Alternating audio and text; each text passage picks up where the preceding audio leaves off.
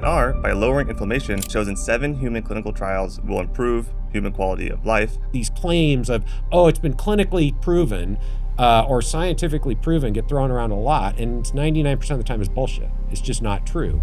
And then people will say, clinically tested. What does that mean? Clinically tested. Maybe the test failed, right? Both NMN and NR, it seems, are broken down into nicotinamide and niacin by the gut microbiome. If you really want to take NAD boosters, I don't see a lot of reason to pay 10 to 100 times more for NR or NMN when you could just take nicotinamide or niacin and get the same effect. That's something I have yet to hear any of the people who are selling NR or NMN actually address head on. Read the study published by Brian Kennedy. Our study is now one of the most referenced papers ever. So let's take a closer look then, right? So Mike wants us to take a closer look at the paper. Let's do it. My name is Matt Kaberlein, and welcome to the OptiSpan YouTube channel.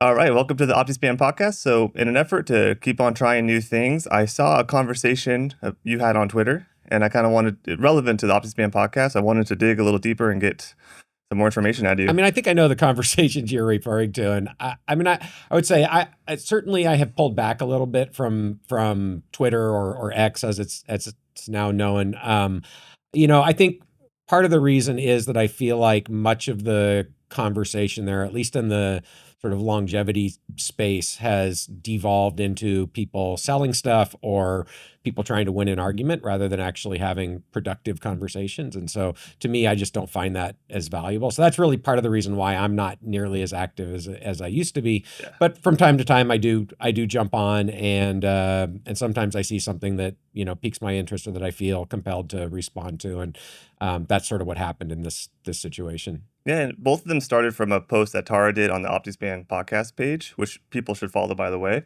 about NAD precursor supplements. So the post she wrote was, and here's another set of ITP-tested drugs. What do these all have in common? Resveratrol, metformin, NNR, and fisetin. Right. Yeah, and I mean, I think I can understand why, I might be a little triggered if my product was put on the same list as resveratrol. I think that's part of what happened here. So what these all have in common is that they were ITP tested because people hoped they would extend lifespan, and they didn't. That's right. So the answer to the question is all of these failed to show lifespan extension in the interventions testing program, right?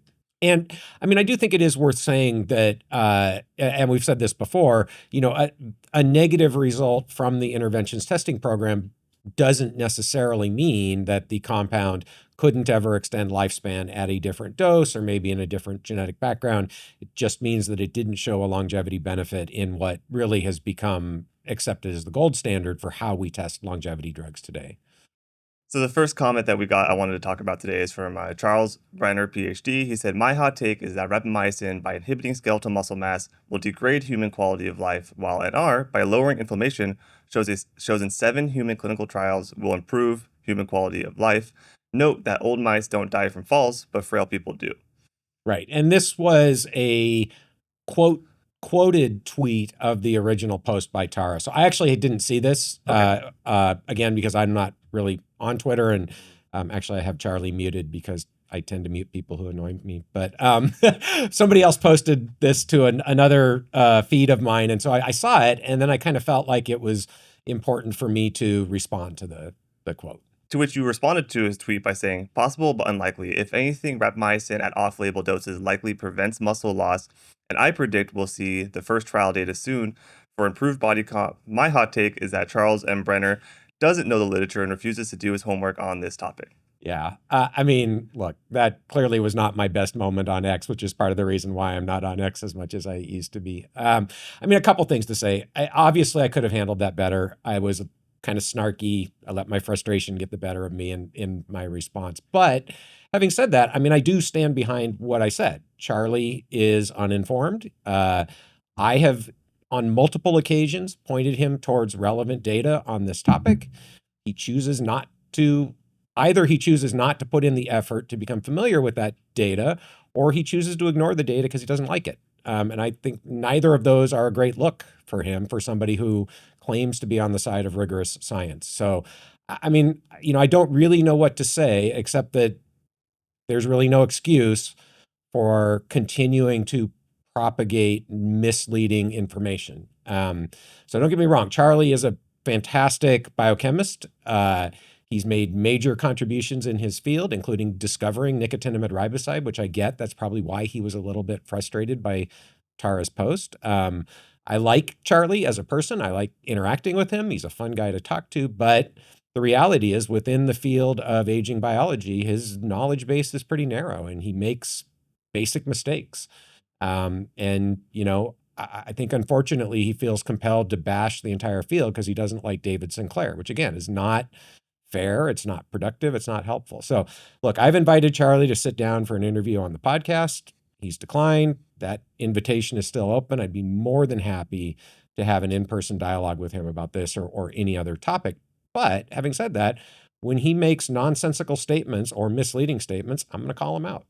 Okay. So what about the content of his tweet? He said, just to reiterate, rapamycin by inhibiting skeletal muscle mass will degrade human quality of life. Yeah, again, I first of all, I'm not actually sure why he chose to take a shot at rapamycin here. That it really had nothing to do with the episode or the post from Tara, other than, you know, he didn't like the fact that nicotinamide riboside didn't extend lifespan in the ITP, I guess. So to just, you know, look at the actual data here, I think the rodent data is clear. Rapamycin prevents age-related loss of muscle mass, age-related sarcopenia in both mice and rats. It increases lifespan, improves more than a dozen health span metrics. Really, I mean, again, Charlie should know this. I assume he does. And so I'm not sure why he keeps misstating the relevant data. Adam Salmon recently presented at the American Aging Association meeting that rapamycin in non-human primate marmosets increases lifespan. At a minimum, doesn't seem to have any negative effects on health span, any negative effects on body composition, muscle function. So again, Charlie would know this if he were in the field paying attention. This has been talked about on social media. It was talked about at the conference. And I think the human data here is also pretty clear. Even at high doses in organ transplant patients, there's really no evidence that I'm aware of that rapamycin use causes negative effects on body composition, muscle mass. And, you know, some of those patients have been on rapamycin or other mTOR inhibitors for, you know, more than a decade. So I think given that, it's almost certainly the case that rapamycin is not going to have significant negative impacts on body composition or muscle mass in people using rapamycin off-label. And I would say the same thing's true in people who are using high doses of rapamycin, you know, not organ transplant patients, but for other indications. Again, no real evidence for loss of muscle mass. And, you know, there are some sort of data out there supporting the idea that rapamycin may even be beneficial. There was one study of people taking rapamycin daily for inclusion body myositis. This is a muscle disorder, no change in measures of muscle function, improvements in some others. So again, this is all in the literature. This is something that somebody who really actually cares about the topic, wants to be informed, would be able to go find and get the right answer. So I don't know what else to say about that. I would say, you know, I have become personally a bit more convinced from the anecdotal data from people using rapamycin off-label that many people at least appear to be able to lose fat mass, maintain lean mass while taking rapamycin, and therefore have a positive change in body composition. Of course, this is lower quality data than what you'd get from a randomized clinical trial. I'd love to have a randomized clinical trial. We're not going to get that. But, you know, I think the data is becoming fairly compelling, and it's going in the opposite direction of what Charlie is claiming. And personally, now I've seen this pattern enough time that I believe it. I think once you start to see something over and over and over again, even if it's not a randomized clinical trial, you start to gain some confidence that that's probably what's happening. And I think from my own personal experience, which I've shared some of this on the podcast before, you know, I've seen a positive change in body composition since I've been on rapamycin starting January of this year, this cycle, where I've lost about 6 pounds of body fat, gained a couple pounds of lean mass, had my body fat percent drop from about 15% to under 12%. That's with no hormones, no testosterone, not taking any other medications. And it's been pretty easy. So again, I can't say that the rapamycin caused this. Again, I've heard lots of people say that they find it relatively easy to lose body fat if they try when they're taking rapamycin. That's been my experience. I don't know if it's the rapamycin, but at a minimum, I think we can say that it is possible to have this sort of a positive change in body composition while taking rapamycin at the sort of off-label dosing levels that many people are using. And again, no loss of muscle mass, and I'd say I've improved my quality of life. So just doesn't fit with what Charlie's claiming. Now, I hope in the future he will modify his position, or at least, come prepared with some data to support that position, and some reasonable explanation for why we should ignore all of the data that goes in the opposite direction of his position. I think that's what, somebody who's really interested in legitimate dialogue would do. I wanted to kind of circle back on something if you wanted to answer it, but I found it really interesting how rapamycin wasn't in the conversation and ended up catching some strays. And do you think that's because people associate you with rapamycin, or I'm just wondering why he pulled it in as a Yeah, I agree. I mean, like like you said, rapamycin wasn't even part of the episode that Charlie was responding to. I very much doubt he even watched the episode, to be honest with you. But yeah, I mean, I think it's because I've been doing research on rapamycin. I've talked a lot about rapamycin, and it's associated with me to some extent. And I think he was honestly just, this is my guess. Charlie can respond and tell you his what he actually was thinking. My guess is he was pissed off because we talked about nicotinamide riboside. We've had other episodes about NAD precursors. He doesn't like the fact that we are shedding some light on some of the misinformation that's out there about NAD precursors. And so he wanted to take a shot at rapamycin to piss me off. I see. Okay, that makes sense. So let's talk about the second part of his tweet. So he said, NR, by lowering inflammation shown in 7 human clinical studies, will improve human quality of life. Yeah, so I mean, George Slepfin and I recently did a pretty deep dive on NMN and other NAD precursors, so I don't think we really need to go into all of the details here. Again, just the data that's out there, nicotinamide riboside failed to show reproducible lifespan extension in mice. That was sort of the point of one of the aspects of the original tweet, that it wasn't reproduced by the interventions testing program, but it does seem to have health span benefits for certain tissues and certain disease models in mice. NMN, another NAD precursor like nicotinamide riboside, recently was reported to cause kidney pathology, specifically in aged mice. NR would be expected to have the same effect, although they didn't look at NR in that study. So I think this does raise some concerns that people should be aware of and that should be clarified pretty quickly, because there are lots of people taking these NAD precursors at the moment. The 7 human clinical trials that Charlie cites, I would say, are best considered as preliminary evidence. All are relatively short term. They're underpowered for efficacy. They're not really designed for efficacy. I would say that the results are intriguing. I'm pretty cautiously optimistic that for certain conditions, Parkinson's disease in particular, the nicotinamide riboside looks promising. Again, we just need to see better data. And I think until we see better data or more data, my personal opinion right now is that there are likely some people who will benefit from boosting NAD. But for most people, I don't think it's going to move the needle. And I think it could be harmful in some people because of these concerns about kidney pathology. And then the last thing I'll say is both NMN and NR, and George and I talked about this as well, both NMN and NR, it seems, are broken down into nicotinamide and niacin by the gut microbiome.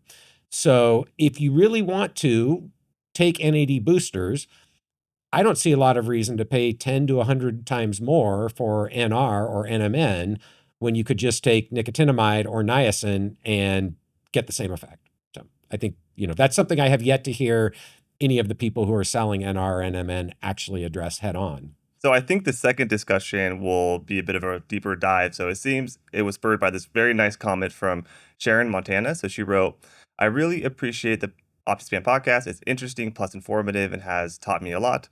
I dish supplements such as NMN after watching. I don't want to risk potential kidney issues without a certainty of gain.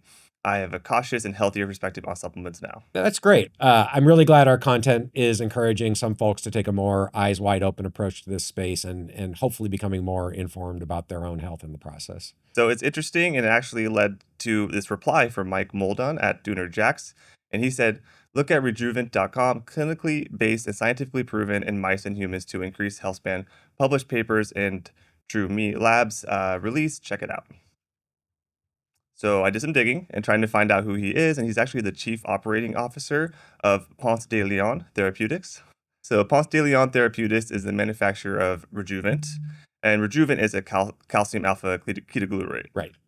Yeah. So, I mean, again, I think this is kind of an interesting comment since calcium alpha-ketoglutarate wasn't actually in the original post. It could have been because that also is on the list of compounds that were tested by the interventions testing program and failed to show reproducible lifespan extension. So I guess it makes sense that Mike wouldn't want us talking about that. Okay, so then I'm going to read a post that you responded with. So you said, the idea that results from one or a few small studies proves anything is a common misconception. Rejuvant is not scientifically proven or clinically proven to do anything at this point. I'd say that it's second tier at best, maybe third tier after that disappointing ITP result. So I think I understand what you mean here, but could you elaborate? Yeah, I mean, I think it's important for people to recognize, first of all, that even though those phrases are thrown around, scientifically proven, clinically proven, almost nothing is ever proven in science or clinical practice. I mean, it's really all probability that a given model or interpretation is true, right, or is correct. Things can always be proven wrong by subsequent experiments. And in fact, good scientists always work to disprove their models, not to try to prove their models. And we do that so that our models can get better, that we can get closer to reality. So again, very little is proven, but we can come close, say 95% confidence that a conclusion is true. And I mean, maybe that's a reasonable way to think about it is when somebody claims that something has been scientifically proven or clinically proven, are we 95% sure that that's accurate, that that's true? So then it's worth asking what would need to be the case in order for us to be 95% sure that a result is true. So I would say in order to be scientifically confident, I'm going to call it confident rather than proven, a result needs to be robust, right? Meaning that it's got a reasonable effect size. It needs to be determined in an experimentally sound way. So there can't be flaws in the way the studies were done, big flaws at least. It needs to be interpreted properly in a valid way.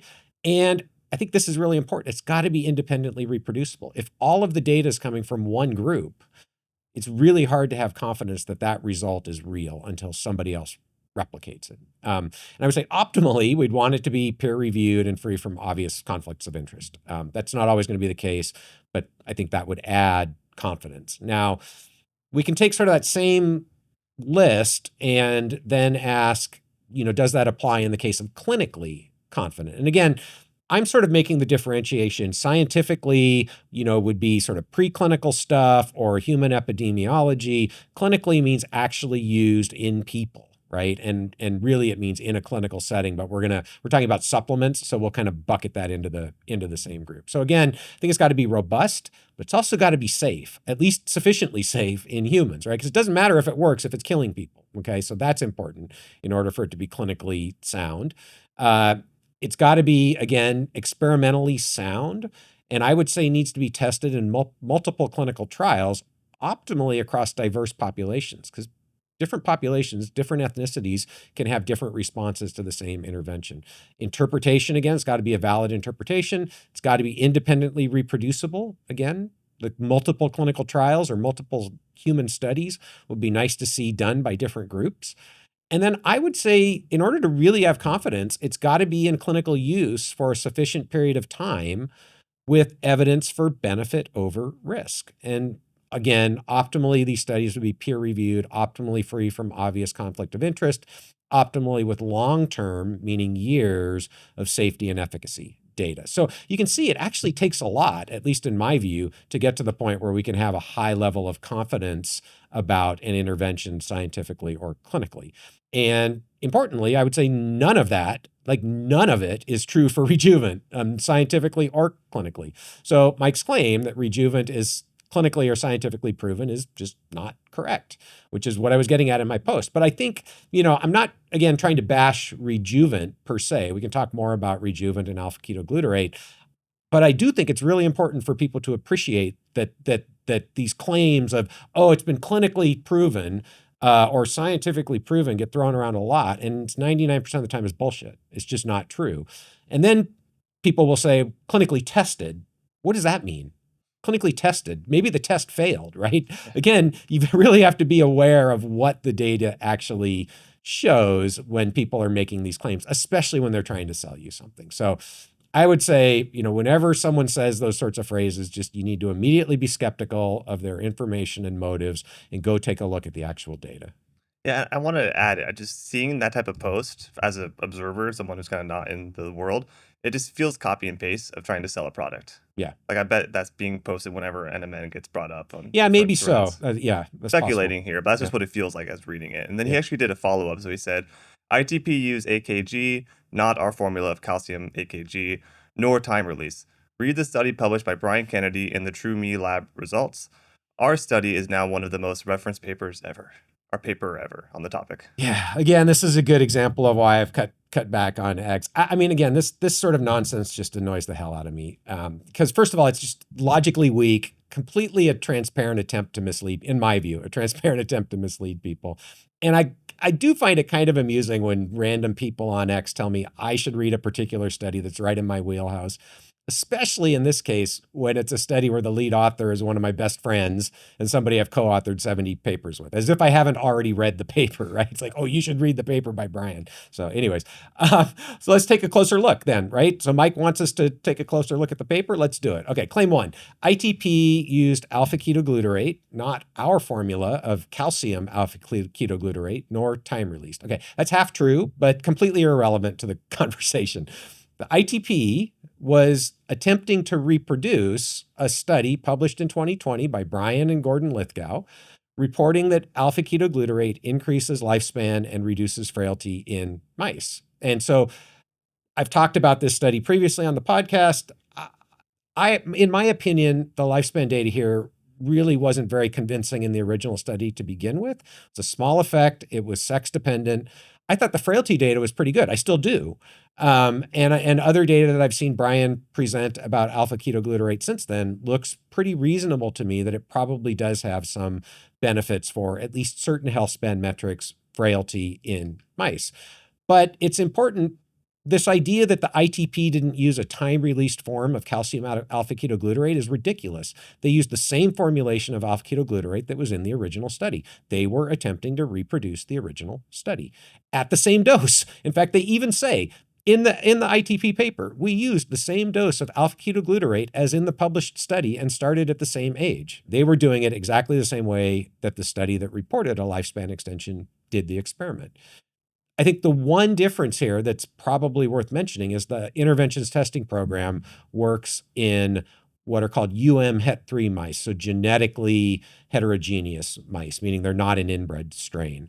The original study from Brian and Gordon, I believe, used C57 Black 6. So that could be why there was a difference in terms of the lifespan outcome. But regardless, they reproduced the same type of alpha-ketoglutarate, the same dose, the same starting age. The ITP, which is the gold standard, did not see a lifespan extension. So again, I think this idea of not using the Rejuvant formulation in this context is just sort of a ridiculous statement. Okay, well, that makes sense. But what's your opinion on the second part of his tweet where he says, read the study published by Brian Kennedy in the True Me Lab results. Our study is now one of the most referenced papers ever. Yeah. So again, this is a different paper. I think the paper he's referring to here is not the alpha-ketoglutarate study from Brian and Gordon. I think he's talking about a study that was published in 2021 in the journal Aging. And the title of the study, this title seems compelling. So this was a small trial that they did using the Rejuvant formulation in humans. And the title is Rejuvant, a potential life-extending compound formulation with alpha-ketoglutarate and vitamins conferred an average 8-year reduction in biological aging after an average of 7 months of use in the True Age DNA methylation test. That's a long title. So there's lots of pieces there. But what they did was they had people voluntarily take Rejuvant for some number of months. It was different numbers of different people, averaged to 7 months. And then they used this true age DNA methylation test to measure epigenetic age. So again, before we get into the meat of the study, let's just dispel the thing about it being one of the most referenced papers ever. That again, when people make these sorts of ridiculous statements, I don't even understand why people say stuff like that, because it's so ridiculous that at least if it's me, I see that and I'm like, everything this person says is bullshit, right? I mean, look, there are literally thousands of papers with 10 times more citations than this paper, which has 45 according to Google Scholar, right? I've personally published at least 50 papers more highly cited than this paper. And I'm nowhere near one of the most prolific or highly cited scientists out there. So again, it's really hard to take people seriously who make comments like this. So my advice would be, don't make comments like that on a public forum if you want people to take you seriously. So, benefit of the doubt, do you think maybe he was talking about alpha-ketoglutarate being one of the most... I don't know. It's not what he said. He said it's one of the most highly cited papers ever. Okay. So, right. I don't know. Again, it's important to be precise and accurate as best you can in your language at all times, I would say, but particularly on a public forum like X. Okay, so that's not the important part here. The important part is what they actually showed in the paper. And again, the title seems pretty compelling. When you actually get into the data, it's not all that compelling, in my opinion. So again, what they did was they had 42 people who self-selected to participate and take Rejuvant. I don't know the details of whether they were given the Rejuvant. I don't know any of the details of whether they were customers or they were given it for free. So 42 people, they all took the supplement from between 4 and 10 months. They knew they were participating in a trial, no placebo group. And everyone knew that the trial was a trial of healthy longevity. I actually think that's really important. Okay. The other thing to appreciate is the only thing they measured was this true age epigenetic model, right? And this is an epigenetic model that's being marketed as a direct-to-consumer epigenetic age kit. Okay. I don't believe that this model has been previously validated in any scientific publication. So it's not one of the well-established models like some of the Horvath models or the work that Morgan Levine has done. And now there are probably 10 or 12 pretty well-established epigenetic models for chronological age and then at least predictors of future mortality risk or future disease risk. So I don't know why they used this model. But I don't think that it had been before this study ever validated in the peer review literature. So again, it would be interesting, and maybe they've gone back and done this to see whether with the same data set, you get similar results using, some of the other better established epigenetic models that are out there. But okay, let's just assume it's a valid test. Again, that's a question. And these are the kinds of things when I look at a study and I see something like that I can't explain why they did it that way, it reduces my confidence in the validity of the study, right? Well, this is going back to, when we think about how do we assess if something is scientifically proven or scientific confidence, when people do weird stuff, it makes you wonder about the validity of the experimental design. I just don't know why they did it that way. Okay. Anyways, they claim using this TrueMe test, an 8-year reduction in biological age. That's actually in the title. I've commented on this before. I think it is irresponsible for people to use that phrase, biological age, especially when the only thing they've measured is an unvalidated epigenetic test, right? So this is one metric of age that they measured of unclear causal relevance to anything at this point. So take it for what it's worth. It's one metric. The study's not placebo-controlled. It relies on self-reported supplement use, the Rejuvant supplement, and most importantly, doesn't control for any other changes that people may have made in their lifestyle due to participation in the study. And this is a well-known phenomenon in these types of studies. If people know they are participating in a study about something related to their health, they are very likely to make changes in their lifestyle that will improve their health. So it is certainly possible that part or all of the effect on the epigenetic age test is due to changes in lifestyle as opposed to the supplement. And in fact, in a different study, that's exactly what they saw using Rejuvant, that the placebo group had a significant improvement in epigenetic age. The the supplement also had a significant improvement in epigenetic age. So again, it's a little bit unclear how much of it is other changes that people are making versus the supplement itself. So what I would say is, at best, we can say this study provides some evidence. Personally, I find it relatively weak evidence that Rejuvant might have a beneficial effect on this epigenetic age assessment in a relatively small number of people. And again, it's worth appreciating. I think some of these weaknesses that I've just pointed out are exactly why this study was published in the journal Aging instead of a better journal, a higher profile journal, higher quality journal. If someone really did a high quality study showing an 8-year reduction in biological age from a supplement, I can pretty much guarantee you it wouldn't be published in the journal Aging. And again, this is why where a paper gets published sometimes can also give you a clue as to the strength of the evidence in support of what the authors are claiming. Okay, so what about the TrueMe lab results that Tom is referring to? Yeah, so this was interesting, and I wasn't aware of this until we were got into this tweet back and forth. But apparently, TrueMe and Ponce de Leon teamed up earlier this year to put out a series of press releases together, and one of them had the title "Rejuvant Emerges as #1 Longevity Solution in TrueMe Labs DNA Methylation Test Results." And it was sort of interesting reading through this press release, as it often is with these kinds of things. But so the press release reads, Ferdinand Beach, I guess maybe that's where PDL is located, I don't know. January 24th, in this case, 2024, Ponce de Leon Health, the creators of Rejuvant, revealed vital insights for longevity enthusiasts in a LinkedIn post published by its founder and CEO, Tom Weldon. The revelations stem from an in-depth analysis by TrueMe Labs, uncovering the impact of various compounds on lowering biological age. The latest data can potentially save consumers hundreds of dollars by identifying medications, ingredients, and dietary supplements with minimal impact on extending longevity.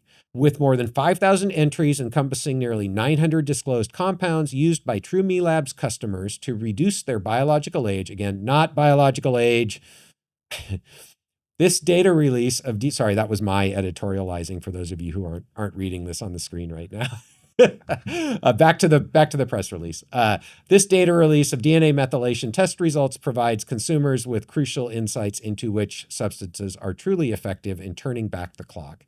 Taking the coveted #1 position is Rejuvant, the only patented dietary supplement utilizing time-released calcium alpha-ketoglutarate, while standard forms of calcium alpha-ketoglutarate used in competing products ranked only slightly ahead of multivitamins. The following represent a few selected entries from TrueMe Labs data in their ranked order. And so they started #1, which is Rejuvant. Then they skipped to number 13, which is metformin. Then they skipped to number 14, which is resveratrol. Then 20, which is nicotinamide riboside. 22, nicotinamide mononucleotide. 24, all other forms of calcium alpha-ketoglutarate. 26, multivitamins. They did not show the other things in the middle. I don't know if that was ever shown anywhere. I've never seen this before. I've never seen it since, so I have no idea what the actual real data looks like. A couple of things I think that are. I mean, obviously, I'm sort of laughing because this is comical in many ways. But so I think one thing that's worth saying is conceptually, the idea here I think is interesting, right? That if you had a validated biomarker of efficacy, right, and some people believe that these epigenetic tests are valid biomarkers of predicting whether or not a supplement or an intervention can impact biological age. Some people believe that. If you had one that actually worked, the idea that you could use that to assess across the population which interventions, which lifestyle factors, which supplements are moving the needle on that biomarker makes a lot of sense. If you had a high enough quality data set, enough people, and it was done by an organization that doesn't have a clear conflict of interest, it might be worthwhile to look at that data. I would be interested in seeing that data. In some ways, this is not completely dissimilar to the study that we covered where people looked at the use of prescription medications in the UK and in an unbiased way asked which are associated with all-cause mortality. In that case, the biomarker was death, right? But it's a pretty valid biomarker, right? Yeah. Something we're interested in. So anyways, so I've been kind of laughing as I was reading through the press release, and I just can't help thinking to myself, like, who would actually believe this, right? And I know some people do, but to me, it is just so transparently obvious that it just seems like this is all nonsense to me reading this sort of a press release. If you go back to that 2020 paper, 2021 paper, it's clear TrueMe and Ponce de Leon have obviously had a cozy relationship going back probably before even 2020, because that study would have been started probably in 2019, that study of 42 people. So I think you have to ask yourself, like, given that, why would we possibly believe this was a legitimate analysis? We haven't seen the data. It was never peer reviewed. It was never published. One of the questions I would have is, were those 42 people from the original study included in this analysis? And is that what's driving the supposed top ranking of Rejuvant? I don't know, because we haven't seen the data. Look, you don't do science by LinkedIn or by press release. At least we shouldn't. We should not accept that. So no data, no review, no publication.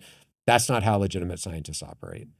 Yeah, and that's interesting. So while prepping for this episode, I found this press release I wanted to share from you. So it's from Ponce de Leon, where they talked about their collaboration with TrueMe and said, I quote, Ponce de Leon is currently enrolling participants for a larger, randomized, double-blind, placebo-controlled clinical trial to be conducted at the Indiana University Medical Center later this year. So did they ever publish the results from that trial? Yeah, not that I know of. And again, this is interesting. This was 2020, right? So presumably that trial was completed 3 years ago. So I don't know. Again, this whole thing just kind of feels a little bit icky to me. So where does that put alpha-ketoglutarate? Yeah, I mean, again, I would say a couple of things I should say. So I've been sort of negative about Rejuvant. I'm not negative about the product. I'm negative about the way that, this was presented in this post on X and this press release, the LinkedIn, publishing science on LinkedIn. I'm negative about that because I think it's damaging to the scientific credibility of the field when people do that kind of thing. I actually think the Rejuvant product could have some beneficial properties. I don't know, but it could. And I think calcium alpha-ketoglutarate in general is worth paying attention to. So I go back and forth personally on, in my own head, I've got like buckets, right? And there's the top tier that I take. There's the second tier that I'm sort of, paying attention to, considering adding at some point. Then the third tier that I'm a little bit less confident about. And I go back and forth about whether, alpha-ketogglutarate's in the second tier or the third tier. I think before the ITP study where they failed to see any lifespan effect, it was clearly solidly in the second tier for me. Now, it probably still is, but maybe it's down a little bit. It's interesting, right? So calcium alpha-ketoglutarate has been used for a long time as a calcium supplement, right? For bone density. So it's very unlikely that there is any negative downsides to taking calcium alpha-ketoglutarate. And you got two reasons why it might be beneficial: calcium or alpha-ketoglutarate. So again, I'm not convinced that there's a benefit here. I think the risk is pretty low.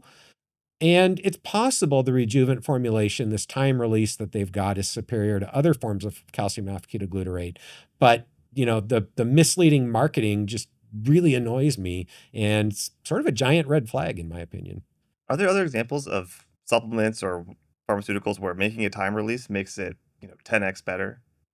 Sure. I mean, I think that it's not something you should assume that a time release is necessarily going to lead to better bioavailability or better efficacy. But there are lots of examples where either stabilizing it, right, so that it gets oftentimes through the stomach, past the acidic environment of the stomach to the small intestine where it gets taken up, or some sort of time release can lead to better efficacy. But again, you really have to do the studies and prove that it's working better. You shouldn't assume that just because you have a slower release, longer bioavailability, maybe a lower peak, that's necessarily going to be better, right? You really have to do the studies. You really have to look at what is it that we're measuring that we think we're going to improve, and then test head to head 2 different doses, 2 different products, and show you're getting a better effect with the one that you think is going to perform better.